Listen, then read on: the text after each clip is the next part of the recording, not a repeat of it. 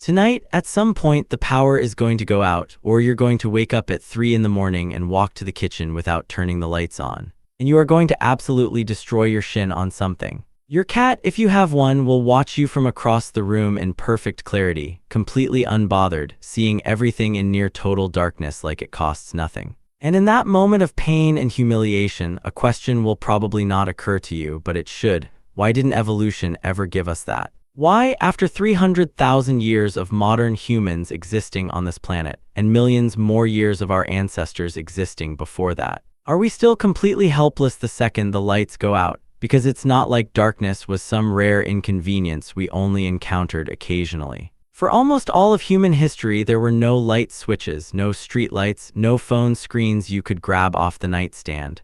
The night was long, it was everywhere, and it was genuinely deadly. Predators that could see in the dark were actively hunting our ancestors every single night. So the fact that we never developed real night vision feels almost like a massive oversight, like evolution forgot to check a box. But here's what's fascinating: evolution doesn't forget. And the real reason we're blind in the dark completely changes what you think you know about what humans are and how we survived. Let's go back, way back, to a time before humans existed at all. Around 300 million years ago, the distant ancestors of every mammal alive today were tiny, scurrying creatures living in a world completely dominated by reptiles. And these early proto-mammals were not apex predators, they were not even close. They were prey, small, vulnerable, and completely outmatched during the day. The only strategy that kept them alive was hiding. When the sun was up, the reptiles were active, fast, and deadly, so the mammals went underground, tucked into crevices, and waited. They came out at night when cold-blooded predators slowed down and the odds were slightly better. Scientists call this period the nocturnal bottleneck, and it lasted for roughly 150 million years. 150 million years. That is not a number that means anything to human intuition, but try to feel the weight of it. For longer than the dinosaurs existed, our ancestors lived exclusively in the dark. And during all of that time, their eyes were changing in one very specific direction.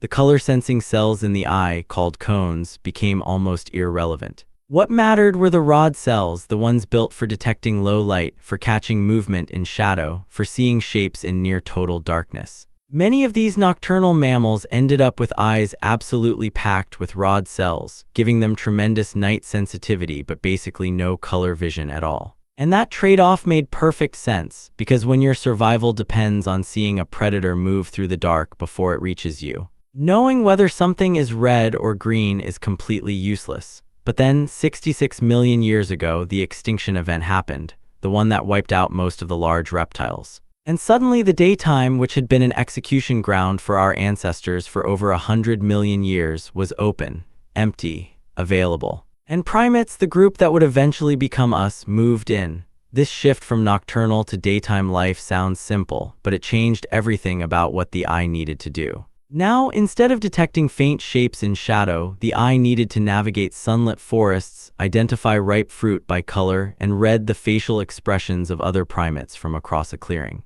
A German primatologist named Ines Feder published research in 2006 documenting exactly how dramatically primate eyes shifted during this transition. And what the data shows is that as primates moved into daylight, cone cells came roaring back, color vision sharpened. And the rod-heavy night vision system that had kept our ancestors alive for over 100 million years quietly got deprioritized. And here is the part that most people never hear about, the part that actually explains why we can't get it back. The eye is a zero-sum game. The back of your eye, called the retina, has a fixed amount of physical space, and every cell that becomes a rod takes space away from a cone, and every cone takes space from a rod. You cannot have both at full capacity. It's like trying to fill a single room with two different pieces of furniture that are both the size of the room. Most nocturnal animals are heavily rod-dominant. Most daytime animals shift toward cones. Humans ended up with a concentrated cluster of cone cells right at the center of the retina called the fovea,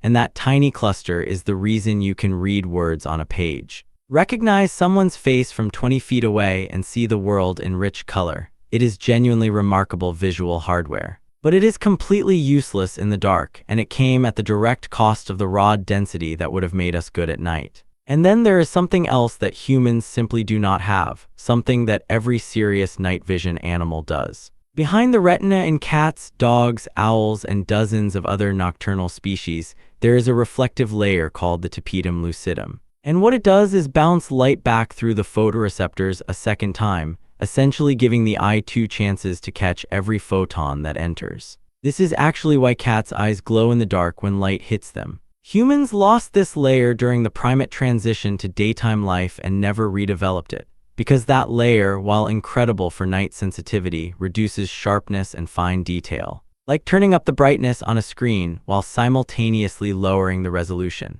For a primate threading through branches, reading faces, and building social structures, that trade was not worth making. The clarity mattered more than the darkness. But here's the part nobody talks about, and this is the part that should actually change how you see yourself. While humans were losing the ability to see in the dark, we were gaining something else. Something that no other animal on this planet has in the same way. We were building brains capable of planning, of communicating across generations, of solving problems not by evolving a biological answer, but by inventing a tool to do it instead. We didn't grow claws, we made knives. We didn't grow thick fur, we made clothes. We didn't evolve echolocation or the ability to sense magnetic fields, we built maps and compasses. And we didn't evolve night vision, we discovered fire.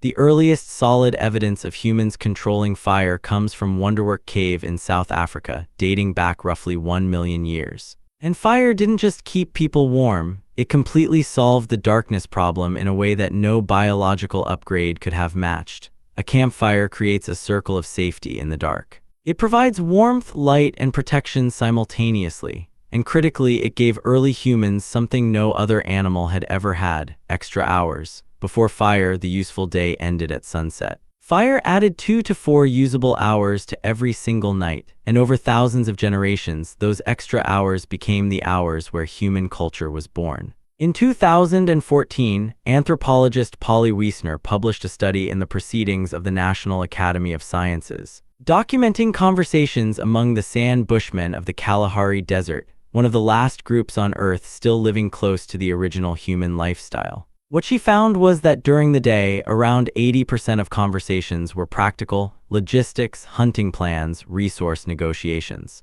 But at night, around the fire, 81% of conversations became stories. Myths, histories, jokes, imaginings of things that don't exist yet. Wiesner concluded that firelight conversation is where human culture was actually born. The thing we traded our night vision for wasn't weakness. It was fire and story, and the ability to build civilizations in the hours the dark gave us. Now, it's also worth saying that humans aren't as helpless in the dark as that 3 a.m. kitchen incident makes us look. Your eyes do adapt to low light, it just takes time, usually around 20 to 30 minutes for your rod cells to reach close to full sensitivity, through a process involving a light-sensitive chemical called rhodopsin. Ancient hunters knew this and used it deliberately, including the technique of looking slightly to the side of an object in the dark rather than directly at it. Because the fovea at the center of your eye, your sharpest point, is actually the most rod-poor part of the whole retina. And a study published in 2016 by researchers at the University of Rochester found that under ideal conditions, the human eye can detect a single photon of light, meaning our visual system is operating near the absolute physical limit of what light detection can be. We are not bad at seeing in the dark by any real standard. We are just bad compared to animals that specifically spent millions of years optimizing for it. So here is what this actually means for you. Every time you walk through your house in the dark and feel like something is wrong with you, nothing is wrong with you. You are exactly what evolution designed you to be. A daytime creature built for color and clarity and social complexity. Carrying 150 million years of nocturnal ancestry in your rod cells and almost no memory of what was lost. The night vision you don't have isn't a flaw. It is the price of everything else you got instead.